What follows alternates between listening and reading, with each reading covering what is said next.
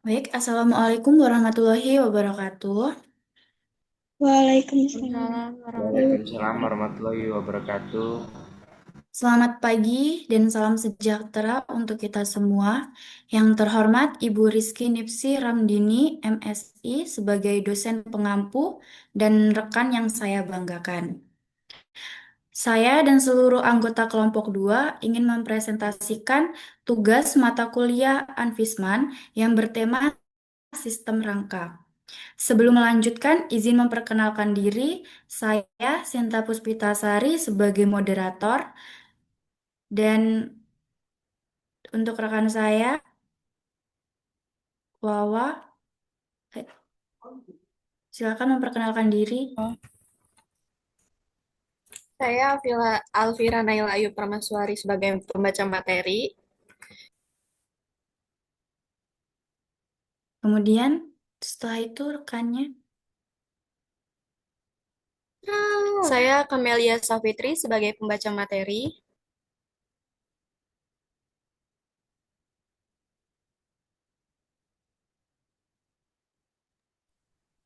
Saya Dewi Kinta, Ada Citra Azali, pembaca materi.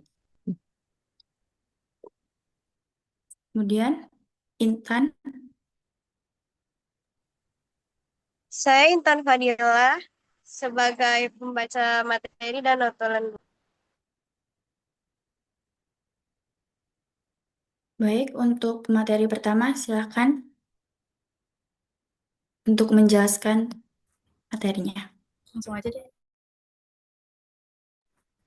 Struktur rangka secara umum. Struktur rangka adalah susunan elemen struktural seperti balok dan kolom yang saling terhubung untuk menyangga dan mendistribusikan beban pada struktur lainnya.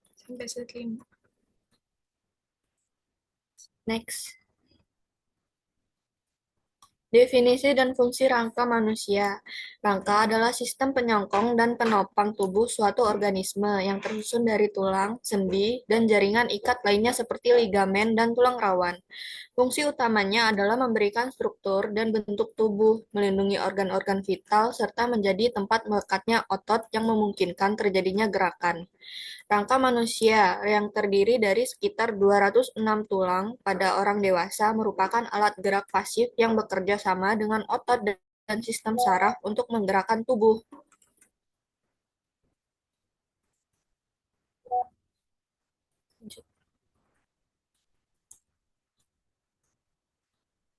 Rangka aksial. Rangka aksial adalah bagian kerangka manusia yang membentuk sumbu vertikal tubuh dan terdiri dari tulang-tulang di kepala, tulang belakang, tulang rusuk, dan tulang dada. Fungsinya adalah untuk menopang dan melindungi organ vital seperti otak, jantung, dan paru-paru, serta membantu menjaga postur tubuh agar tetap tegak. Istilah aksial sendiri berasal dari kata aksis, yang berarti sumbu atau garis pusat tubuh.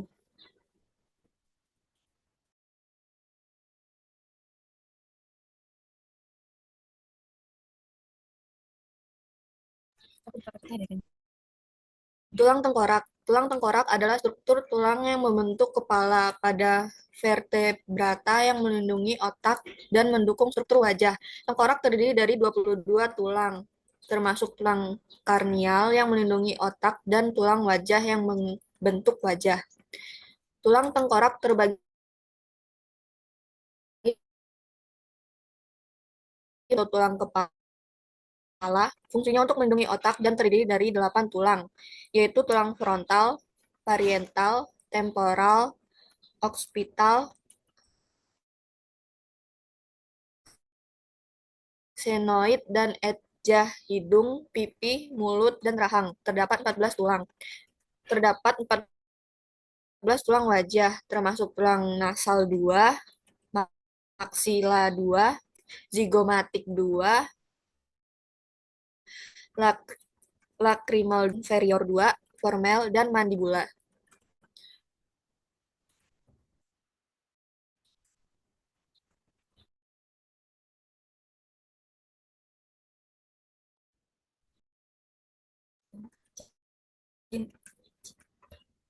Materi selanjutnya akan dibacakan oleh rekan saya, Citra.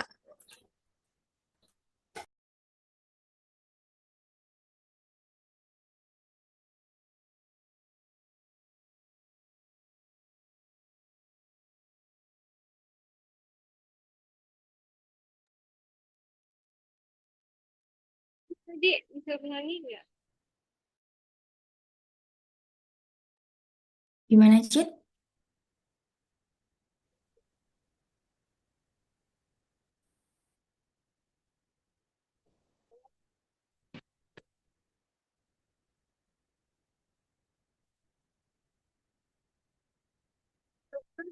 Struktur dan bagian tulang tengkorak.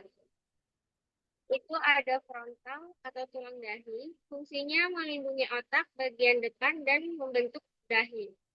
Parietal atau tulang ubun-ubun, fungsinya melindungi otak bagian atas dan samping. Temporal atau tulang pelipis, fungsinya melindungi otak bagian samping, menampung organ pendengaran atau telinga, dan menjadi tempat pelekatan otot rahang. Oksipital atau tulang kepala belakang berfungsi sebagai melindungi otak bagian belakang, otak kecil, dan memiliki lubang besar atau foramen magnum untuk jalur sumsum tulang belakang. Sphenoid atau tulang baji merupakan tulang kompleks berbentuk kupu-kupu yang terletak di dasar tengkorak, di belakang tulang frontal dan ethmoid, menghubungkan sebagian besar tulang tengkorak lainnya, membentuk bagian dasar otak dan rongga mata.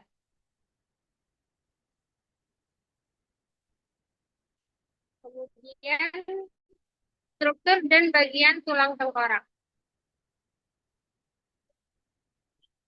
Ethmoid atau tulang pelipis berfungsi membentuk atap rongga, hidung, dinding rongga mata, dan berisi sinus ethmoid dalit. Kemudian ada nasal atau tulang hidung, fungsinya memberikan struktur pada bagian atas hidung dan melindungi saluran pernapasan. Lakrimal atau tulang air mata berfungsi untuk membentuk dinding medial rongga mata dan menampung saluran air mata. Zigomatik atau tulang pipi. Fungsinya sebagai memberikan bentuk pada pipi dan melindungi mata. Kemudian ada maksila, tulang rahang atas, yaitu menopang gigi atas, membentuk langit-langit mulut dan berperan dalam proses pengunyah. Mandibel atau tulang rahang bawah, fungsinya menopang gigi bawah, memungkinkan proses mengunyah, membuka, dan menutup mulut, serta berbicara. Selanjutnya, materi akan dibacakan oleh teman saya. Baik, terima kasih. Eh, yang saya bacakan untuk tulang belakang. Tulang belakang juga dikenal sebagai kolumna vertebralis atau tulang punggung, adalah struktur kompleks yang terdiri dari tulang atau vertebrae, cakram intervertebralis, ligamen, dan otot yang memberikan dukungan dan stabilitas pada tubuh. Fungsi utamanya yaitu yang pertama, menopang tubuh, memungkinkan manusia untuk berdiri tegak. Kemudian yang kedua, melindungi saraf, melindungi sumsum tulang belakang, bagian penting dari sistem saraf pusat. Yang ketiga, memungkinkan gerakan. Cakram tulang kecil memungkinkan berbagai gerakan seperti memutar, memiringkan, dan menganggukkan kepala. Setelah itu, struktur tulang belakang.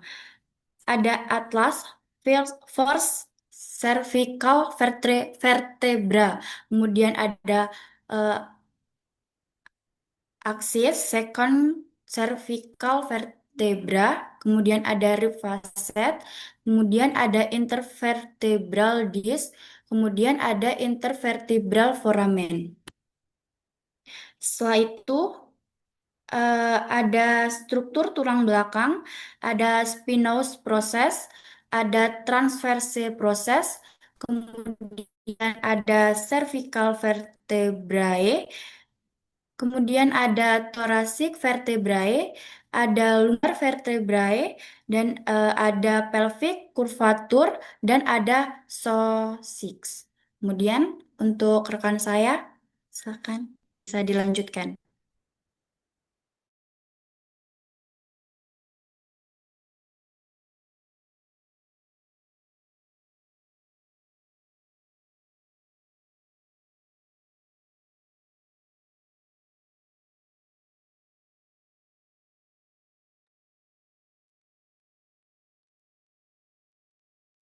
Untuk Intan, bisa dilanjutkan? Baik, saya akan membacakan bagian tulang dada.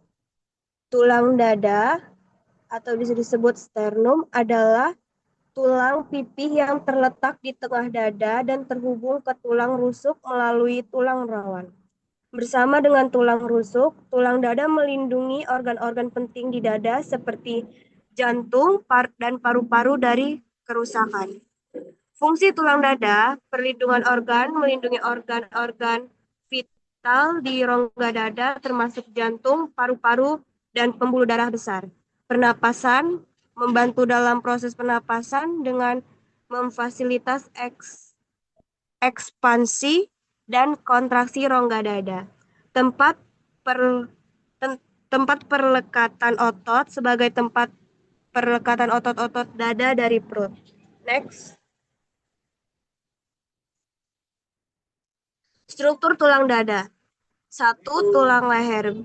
Berdiri dari ruang tulang vertebra cervicis yang membentuk bagian atas tulang belakang. Fungsi mendukung kepala, memungkinkan berbagai gerakan leher, dan melindungi sumsum tulang belakang. 2. Tulang dada.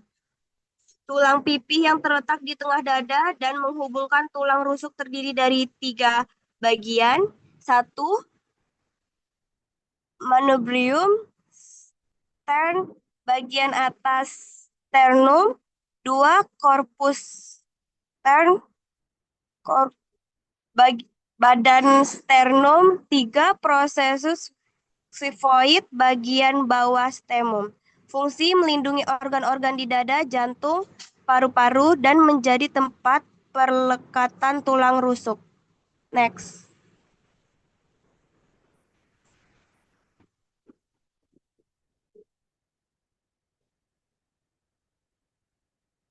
Struktur tulang dada. 3. Tulang rusuk kosta, tulang-tulang melengkung yang membentuk sangkar tulang rusuk, terbagi menjadi 3 jenis tulang rusuk sejati, tulang rusuk 1-7 yang terhubung langsung ke sternum melalui tulang rawan rusuk. 2. Tulang rusuk palsu, costa spuria, tulang rusuk 8-10 yang terhubung ke sternum melalui tulang rawan rusuk yang bergabung. Lalu ada tulang rusuk melayang, yaitu bisa disebut costa flutontes, tulang rusuk 11-12 yang tidak terhubung ke stemum. Fungsinya melindungi organ-organ di dada, membantu pernapasan, dan memberikan dukungan struktural. 4.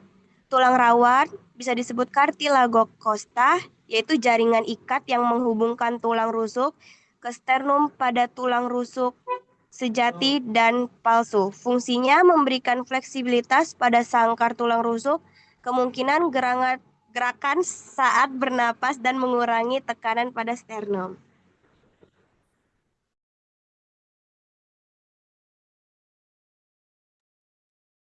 Boleh setelah itu Kak Dewi Sinta.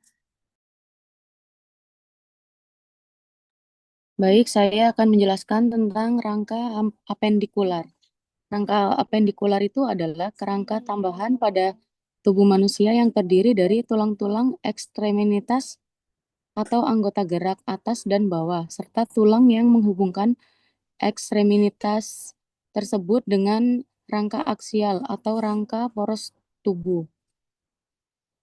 Fungsi utama rangka apendikular itu sendiri adalah untuk memungkinkan tubuh bergerak seperti berjalan, berlari, memegang benda, dan berbagai aktivitas motorik lainnya.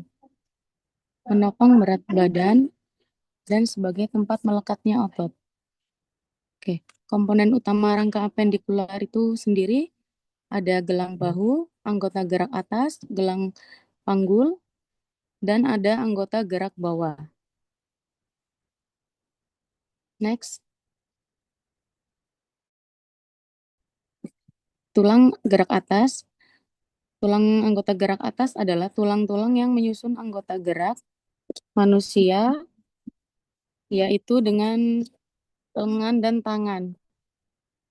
Fungsi utamanya adalah untuk melakukan sebentar, untuk melakukan berbagai aktivitas sehari-hari seperti memegang, menulis, menggambar, bermain musik, dan menunjuk. Komponen tulang anggota gerak atas terdiri dari ada gelang bahu, yang kedua ada tulang lengan atas. Next, yang ketiga ada tulang pengumpil atau radius, yang keempat ada tulang hasta atau ulna, yang kelima ada tulang pergelangan tangan atau bisa disebut karpal, yang keenam ada tulang telapak tangan atau yang disebut dengan metakarpal, yang ketujuh ada tulang jari tangan atau palanges. Next, selanjutnya akan dibacakan oleh Amelia. Baik, ada tulang gerak bawah. Tulang anggota gerak bawah adalah tulang-tulang yang menyusun anggota gerak bawah manusia, yaitu tungkai dan kaki. Fungsi utamanya adalah untuk menopang berat tubuh dan memungkinkan gerakan seperti berjalan, berlari, dan melompat. Komponen tulang anggota gerak bawah ada itu ya. Yang pertama gelang panggul, yang kedua tulang paha femur, yang ketiga tulang tempurung lutut, yang keempat tulang betis, kelima tulang kering, keenam tulang pergelangan kaki, tujuh tulang telapak kaki, dan kedelapan tulang jari kaki. Selanjutnya,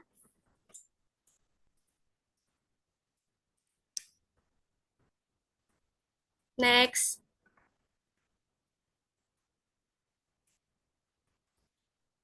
Ada tulang bahu, tulang pinggul.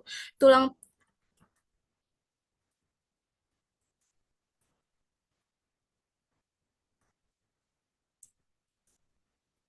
tulang pinggul.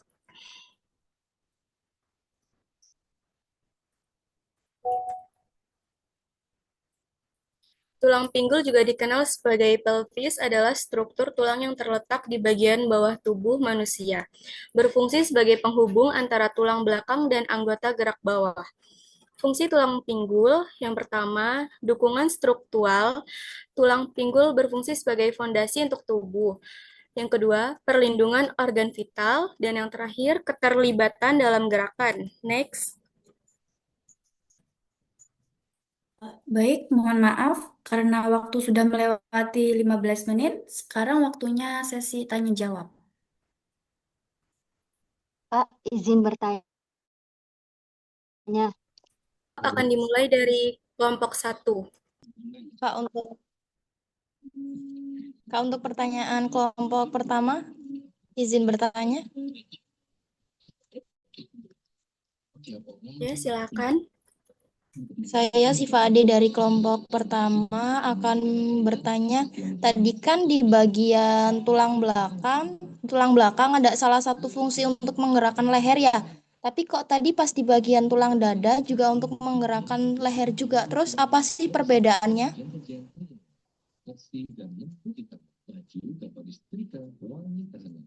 Sudah cukup jelas dari kelompok 2 pertanyaan saya?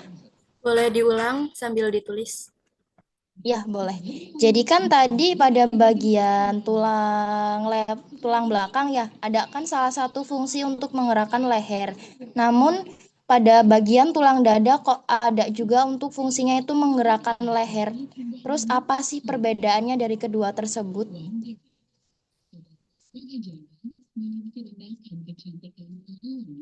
Sudah cukup jelas, Kak?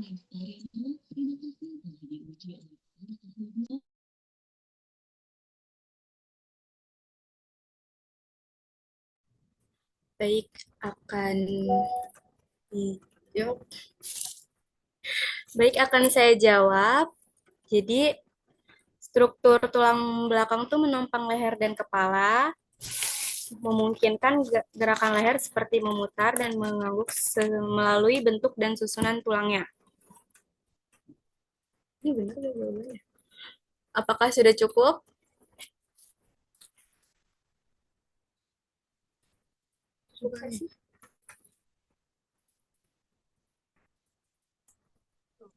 Gimana Kak? Bagaimana, Mau Ade? diulang?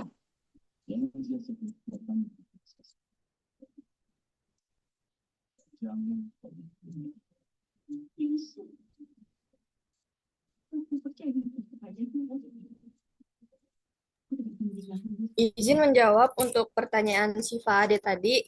Itu perbedaan tulang belakang sama tulang dada ya? Ya, tadi kan ada salah di kedua tulang kan fungsinya untuk menggerakkan leher.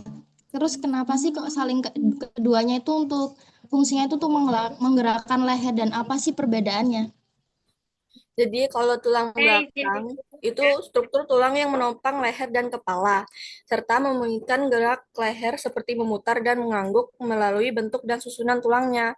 Sementara kalau tulang dada itu adalah tulang pipi yang bagian depan dada yang berfungsi melindungi organ dada, bukan untuk menggerakkan leher secara langsung, meskipun otot-otot melekat pada tulang dada dan tulang selangka dapat membantu gerak kepala.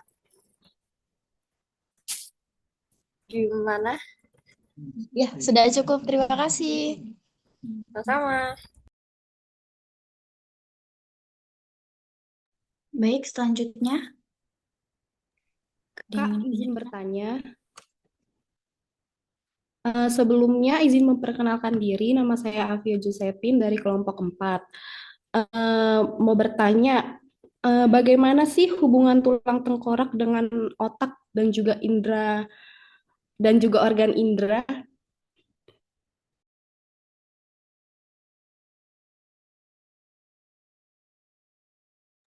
Bisa ulangi pertanyaannya? Mau bertanya bagaimana hubungan tulang tengkorak dengan otak dan juga organ indera? Gimana sih hubungan mereka itu?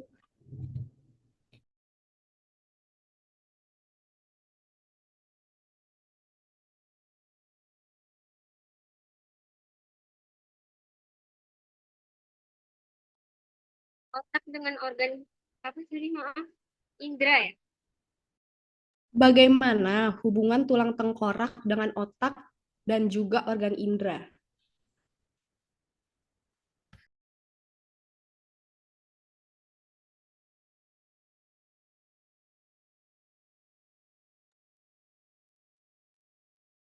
Baik, izin menjawab pertanyaan dari Kak Afia. Hubungan antara tulang tengkorak, otak, dan juga organ indera itu sebagai perlindungan dan dukungan struktural, Kak. Bagaimana? Sudah Hanya itu saja ya hubungannya atau ada lagi? Iya, itu Kak, sebagai Oke, itu saja. oke, cukup. Atau ada tambahan jawaban dari Kak, Kak Citra? Boleh, boleh.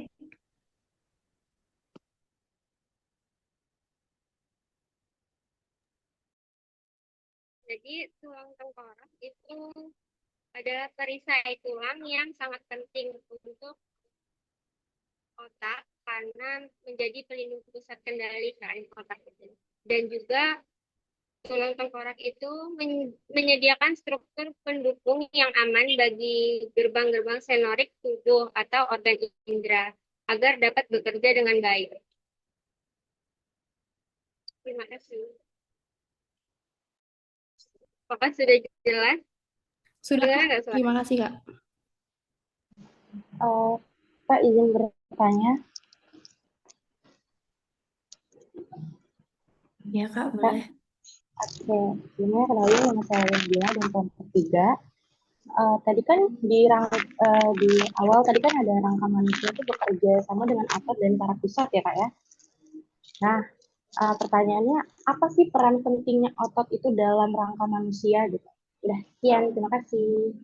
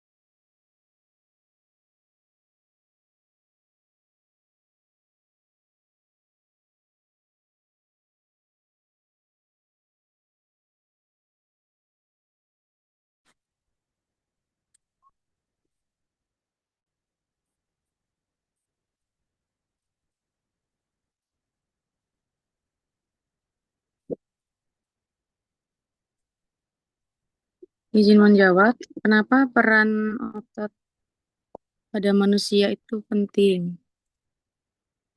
Sebentar. Otot itu penting untuk memungkinkan gerakan, mempertahankan postur, menghasilkan panas untuk menjaga suhu tubuh, melindungi organ, serta menstabilkan sendi. Bentar.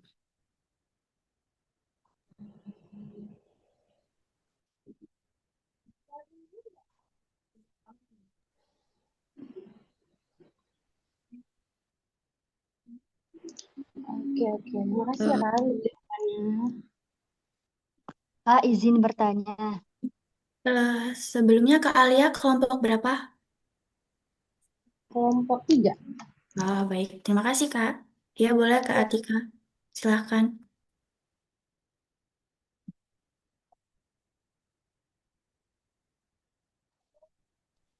Perkenalkan, saya Atika dari kelompok 5. Kenapa ada tulang rusuk palsu dan tulang rusuk sejati? Terima kasih. Maaf, Kak, boleh diulangi pertanyaannya tadi apa ya? Kenapa ada tulang rusuk palsu dan tulang rusuk sejati? Oke, baik. Terima kasih. Sama-sama, Kak.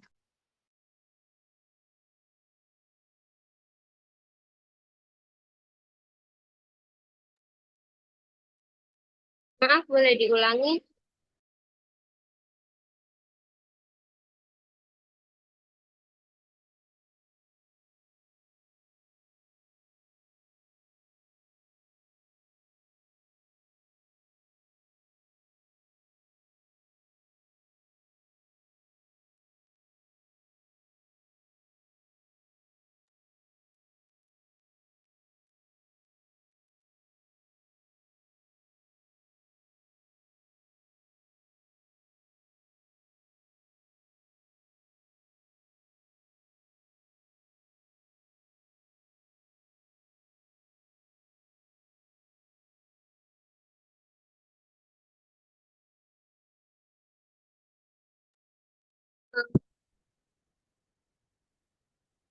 Izin menjawab.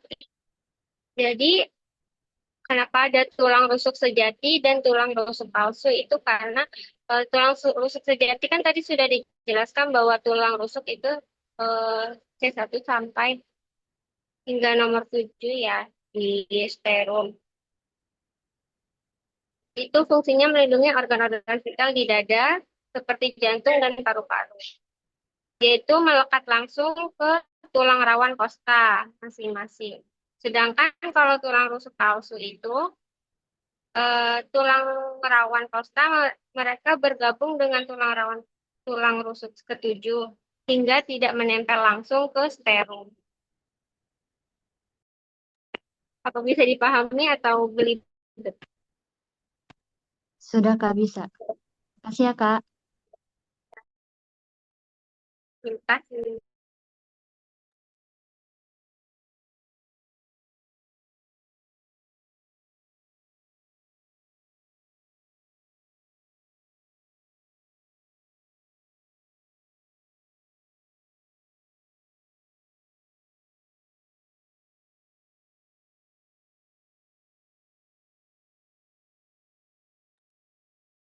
Baik, sesi tanya jawab saya tutup.